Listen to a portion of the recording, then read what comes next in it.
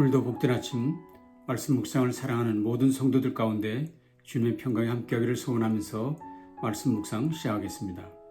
오늘 같이 묵상하실 말씀은 마가복음 12장 28절에서 34절 말씀 제가 봉독하겠습니다. 서기관 중 한 사람이 그들이 변론하는 것을 듣고 예수께서 잘 대답하신 줄을 알고 나와 묻되 모든 계명 중에 첫째가 무엇이니까?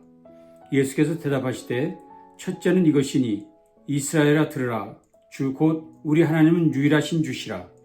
내 마음을 다하고 목숨을 다하고 뜻을 다하고 힘을 다하여 주 너의 하나님을 사랑하라 하신 것이요 둘째는 이것이니 내 이웃을 내 자신과 같이 사랑하라 하신 것이라. 이보다 더 큰 계명이 없느니라. 서기관이 이르되 선생님이여 옳소이다. 하나님은 한 분이시요 그 외에 다른 이가 없다 하신 말씀이 참이니이다.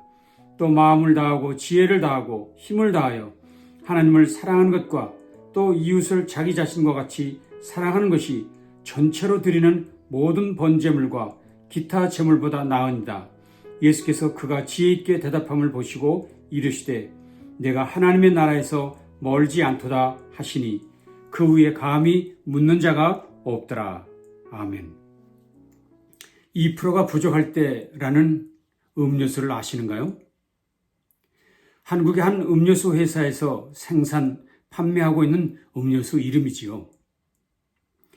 1999년에 출시된 이래 오늘날까지 많은 사람들에게 사랑받는 음료수 중 하나입니다. 왜 그 회사는 하필이면 2%가 부족할 때, 2%가 부족할 때라는 이런 특별한 명칭을 상품명으로 사용했을까요? 사람의 몸은 체중의 60, 70%가 물로 구성되어 있는데 그 몸의 수분이 1, 2% 부족하면 심한 갈증을 느끼게 되고 5% 정도가 부족하면 혼수 상태에 빠지고 12%가 부족하게 되면 사망에 이르게 된답니다. 그래서 그 갈증을 느끼게 되는 2%를 채우는 음료수가 되겠다 하는 것이 그 회사의 목표였다고 하는 것입니다. 그런데 이제는 많은 사람들에게 이 2%가 부족하다는 말은 무엇인가 부족함을 느낄 때 사용하는 일반적 용어가 되었습니다. 그래서 무엇인가 부족한 것이 보이면 2%가 부족해 한다는 것이지요. 우리는 오늘 본문을 묵상하는 중에 이와 비슷한 말씀을 예수님 말씀 속에서 발견합니다. 본문을 보시겠습니다. 예수님께서는 그의 생애 마지막 한 주간을 보내고 계셨습니다. 드디어 나귀새끼를 타시고 예루살렘 성으로 입성하셨습니다. 예루살렘 성전에서 매매하는 자들과 환전상들을 채찍으로 쫓아내셨습니다. 그러자 대제사장과 서기관들과 장로들이 예수님께 본격적으로 달려들기 시작했죠. 그들은 예수님께 나와서 무슨 권위로 성전에서 이런 일을 하냐며 따졌습니다. 바리새인과 헤롯 당원들은 물론 부활이 없다고 하는 사두개인들까지 예수님을 공격해 왔습니다. 그러나 그 누구도 예수님을 당해내지 못했습니다. 번번이 참패하고 돌아갔지요. 드디어 또 한 사람이 나타났습니다. 그는 서기관이었습니다. 율법 학자지요. 이 사람은 예수님께서 그 많은 사람들의 질문에도 전혀 당황하지 아니하시고 잘 답변하신 것을 듣고 보았던 사람입니다. 아마 상당히 감동했던 것 같습니다. 그래서 그는 예수님께 나아갔습니다. 그리고 예수님께 여쭈었습니다. 예수님, 모든 계명 중에 첫째가 무엇입니까? 모든 계명 가운데서 가장 으뜸되는 것은 어느 것입니까? 라고 물었습니다. 당시 유대인들은 구약 성경의 계명들을 큰 것, 작은 것, 가벼운 것, 무거운 것으로 분류해서 약 613개의 계명이 있다고 여기고 그것들을 지키고 있었습니다. 그렇게 많은 계명들 중에서 가장 중요한 계명이 무엇이냐 하는 것은 매우 중요한 질문이 되어 있던 것이지요. 질문을 받은 예수님은 답변하셨습니다. 첫째는 이것이니 이스라엘아 들으라. 주 곧 우리 하나님은 유일한 주시라. 내 마음을 다하고 뜻을 다하고 힘을 다하여 주 너의 하나님을 사랑하라 하신 것이요. 둘째는 이것이니 내 이웃을 내 자신과 같이 사랑하라 하신 것이라. 이보다 더 큰 계명이 없느니라. 예수님께서는 하나님 사랑과 이웃 사랑을 최고의 율법으로 제시하신 것입니다. 이렇게 분명하고도 정확한 예수님의 답변을 들은 이 서기관은 이렇게 말하죠. 예수님 옳습니다. 하나님은 한 분이시고 그 외에 다른 이가 없다는 말씀은 진리입니다.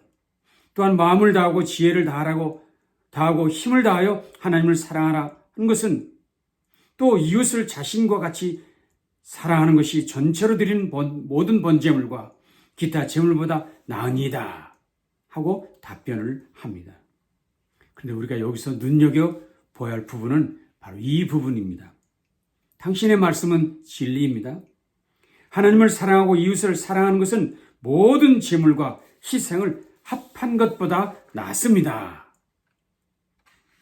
모든 번제와 희생 제사를 다 합한 것보다도 하나님을 사랑하는 것 그리고 이웃을 사랑하는 것이 더 중요하다는 고백을 한 것입니다. 이런 고백은 너무도 놀라운 말씀이지요. 이런 말은 신구약의 모든 말씀을 요약한 것, 성경 전체 내용의 핵심 부분이라고 할 수 있습니다. 이렇게 놀라운 고백을 한 사람이 이제까지 없었습니다. 그래서 주님은 말씀하셨습니다.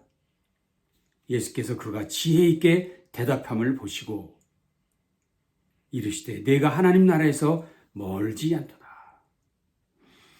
그가 지혜 있게 대답함을 보시고 이르시되 내가 하나님 나라에서 멀지 않도다. 자, 오늘 본문 예수님의 말씀에서 매우 특별한 언급이 있는 것을 발견하십니까? 그렇습니다. 그것은 서기관에 가신 말씀이지요. 내가 하나님의 나라에서 멀지 않도다. 내가 하나님의 나라에서 멀지 않도다.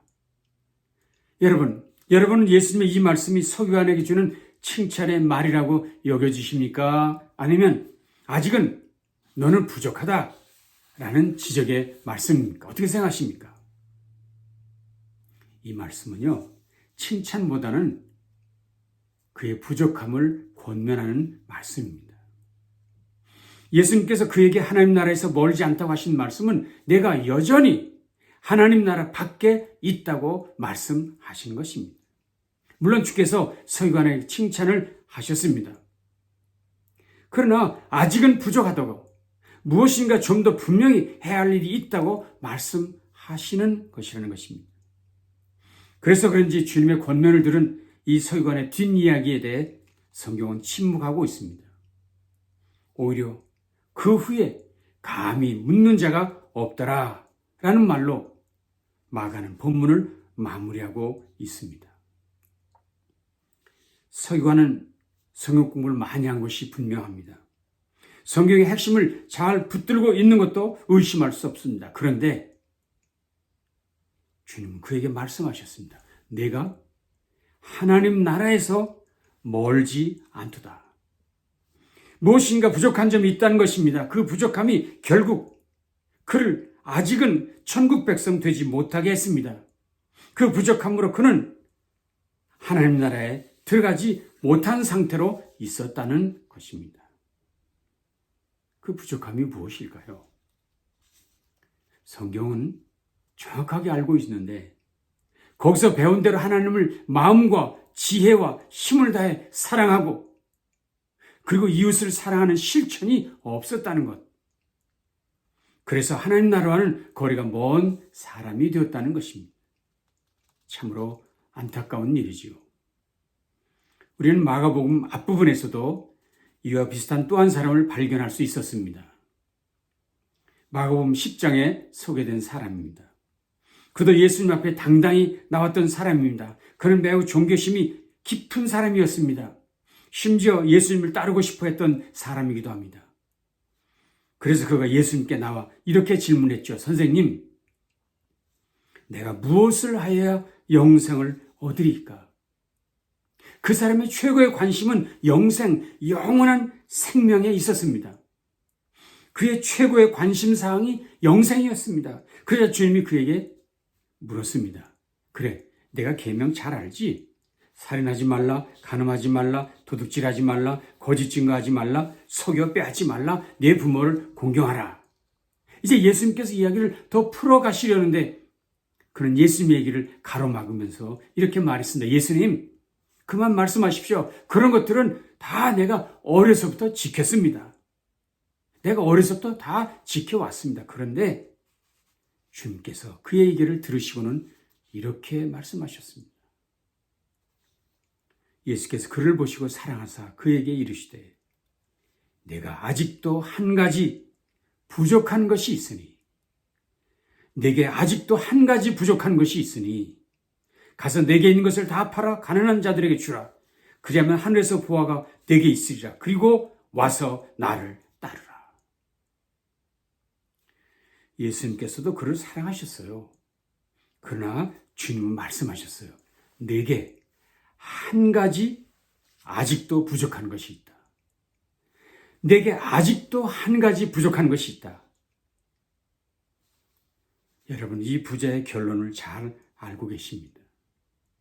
다시 말하면 예수님 말씀을 들은 그 부자는 재물이 많은 거로 이 말씀으로 인하여 슬픈 기색을 띠고 근심하며 가니라 라는 것이 성경의 마지막 이야기입니다. 성경은 더 이상 그에 대한 언급이 없습니다. 결국 하나님 나라와는 거리가 먼 사람 되고 말았고 주님의 제자는 될 수 없었습니다. 자, 저는 이제 마지막으로 그렇지 않았던 한 사람을 소개하려고 합니다. 그는 맹인 바디메오입니다. 그의 얘기도 마가복음 10장에 등장합니다. 모든 사람들이 나사렛 예수라 할 때도 비록 그가 눈은 보이지 않았지만 가진 것이 없어 구걸하는 신세였지만 그래서 주변 사람들에게 버려진 사람이었지만 그는 예수님을 다윗의 자손이라 믿었습니다. 그래서 그는 예수님께 그의 신앙을 고백했고 고침받아 눈이 열렸습니다. 주님은 그에게 이렇게 말씀하셨지요. 가라, 네 믿음이 너를 구원하였느니라. 눈이 띄어진 것은 물론이지만 그의 영혼도 구원받게 된 것입니다. 그런데 더 놀라운 사실은 그 일 후에 고침받고 난 후에 그는 곧 보게 되어 예수를 길에서 따르니라. 곧 보게 되자마자 그는 예수를 길에서 따르게 되었다고 마무리하고 있습니다. 모르긴 몰라도요, 그는 분명 초대교회의 중요한 구성원이 되었을 것입니다. 그러기에 성경은 그의 이름은 물론 그의 아버지의 이름까지 그 거진데도 그의 이름 기록해 두었습니다. 자, 이사에서 보았던 서기관과 부자 청년, 그리고 소경 바디메오, 그들의 차이점은 무엇일까요? 성경학자 서기관과 율법을 준수했던 부자 청년은 한 가지가 부족했습니다. 그래서 결국 주님과 함께하지 못했습니다. 그러나 소경이며 거지였던 바디메오, 그는 비록 모든 이에게 버려진 존재, 무관심하게 여겨졌던 자였지만 주님 그를 구원하셨고 하나님 나라 백성 삼아주셨습니다. 그가 가진 것이 무엇입니까? 무엇이 그를 하나님 나라 백성 되게 했습니까? 주님의 제자가 되지 못했던 그들 모두의 공통점은 성경 지식은 가지고 있었지만 삶 실천이 없었다는 점이었죠. 그렇습니다. 성경 지식은 삶으로 실천되어야 합니다. 말씀은 삶으로 구체화되어야 합니다. 하나님이 한 분뿐임을 믿는 것은 물론 그분을 마음 다해, 지혜 다해, 힘 다해 사랑해야 합니다. 또한 이웃을 자신처럼 내 몸처럼 사랑해야만 합니다. 신앙은 생활이 되어야 한다는 것입니다. 자, 그런데 그런 지식이 삶이 되게 하는 가장 큰 역할, 요소는 무엇일까요? 그것은 그분, 구세주 되신 예수님께 대한 자세의 문제입니다. 그분에 대한 믿음의 문제입니다. 보십시오. 서기관이나 부자 청년은 예수님을 그저 선생님으로 여겼다는 공통점이 있었습니다. 부자 청년을 보십시오. 10장 17절이죠. 예수께서 길에 나가실 때 한 사람이 달려와서 꿇어 앉아 묻되 선한 선생님이여 내가 무엇을 하여야 영생을 얻으리까? 부자 청년은 예수님을 선한 선생님이라고 불렀습니다. 서기관은 어땠습니까? 12장 32절이죠. 서기관이 이르되 선생님이여 옳소이다. 하나님은 한 분이시여 그 외에 다른 이가 없다 하신 말씀이 참이니이다. 결국 이 서기관도 예수님을 선생님, 그저 선생님, 무엇을 가르쳐주는 선생님 정도로 여겼던 것입니다. 그렇지만 바디메오는 어떠했습니까? 주변 사람들이 뭐라 하더라도 주변 사람들이 나사렛 예수란 말을 그의 귀에 집어넣어 주었지만 그는 그들이 가르쳐준 대로 말하지 않고 본인이 믿은 대로 선포했습니다. 뭐라고요? 나사렛 예수시란 말을 듣고 소리질러 이르되 다윗의 자손 예수여 나를 불쌍히 여기소서 하거늘. 그렇습니다. 어떤 사람은 예수님을 선생님이라, 그러나 어떤 이는 예수님을 다윗의 자손 예수라 고백했다는 것입니다. 물론 이런 고백은 단순한 입술만의 고백이라고 할 수 없습니다. 이런 고백에는 그들의 삶이 담겨 있기 때문입니다. 예수님을 선생님으로 아는 자는 그저 배우는 것으로 만족할 뿐입니다. 그러나 예수님을 다윗의 자손 메시아로 믿고 고백하는 자는 그의 삶을 그분께 온전히 맡기는 삶을 사는 사람이었다는 것입니다. 우리가 보기에 이런 것들이 겉으로 보기에는 매우 작은 것처럼 보여집니다. 선생님이라고 한 말과 다윗의 자손이라는 말, 뭐 그렇게 대단한 차이가 있어? 그렇게 생각하십니까? 결코 작은 것이 아닙니다. 예수님께서 부자 청년에게 내게 아직도 한 가지가 부족한 것이 있다. 한 가지가 부족한 것이다. 말씀하셨지만 그에게도 부족한 것 한 가지는 여러 가지가 중에 한 가지라는 의미는 아닙니다. 그 한 가지는 절대적 한 가지, 그 절대적 한 가지가 없다는 것입니다. 없으면 안 될 결정적 한 가지가 없었다는 것입니다. 오늘 본문의 서기관에게 내가 하나님 나라에서 가깝다 하셨지만 그 말씀은 넌 하나님 나라와는 상관이 없는 자다. 내가 하나님 나라 백성처럼 보여지지만 실상은 하나님 나라와는 관계가 없다라고 말씀하시는 것입니다. 그러니 결코 작은 한 가지가 아닙니다. 앞에서 말씀드린 대로 혹 우리 몸에 수분 2%가 부족해도 살아가는 데는 큰 문제가 없을지 모릅니다. 혹 그 유명한 2%짜리 음료수를 마시지 않더라도 중대한 문제는 생기지 않을 것입니다. 그러나 여기 주님이 말씀하신 부족한 것 한 가지, 그 한 가지가 없으면 하나님 나라와는 관계가 없습니다. 여기 율법학자 서기관에게 말씀하시던 하나님 나라의 문 앞에 와 있다는 말은 다 되었는데 조금만 더 열심을 내야 한다는 의미는 아닙니다. 그분을 전적으로 나의 주, 나의 통치자, 나의 전부로 여기고 사는 삶이 아니라면 아직은 하나님 나라와는 관계가 없는, 아직은 먼 당신일 뿐이라는 이야기입니다.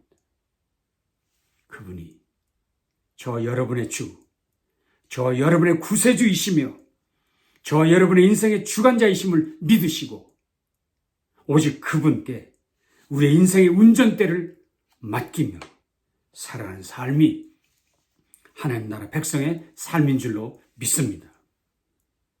모처럼 이 아침 말씀 묵상을 살아가는 모든 성도들 가운데 그 은혜, 그런 삶이 함께 하시기를 간절히 소원하고 또 우리 힘써 그 길을 달려가기로 결단하는 이 아침 되시기를 바랍니다. 기도하시겠습니다. 오늘도 주의 말씀으로 우리의 길을 활짝 보여주시니 감사합니다. 부족한 한 가지 문제가 아니라 중요한 그것, 절대적인 그것이 우리에게 필요한 것임을 확신하고 온전히 주님을 온 몸, 온 마음, 온 생애를 다해 주님을 사랑하고 이웃을 섬기는 우리의 삶이 될 수 있도록 함께해 주십소서. 예수님 귀하신 이름으로 간절히 축복하며 기도합니다. 아멘. 남날도 주님과 동행하시기 바랍니다.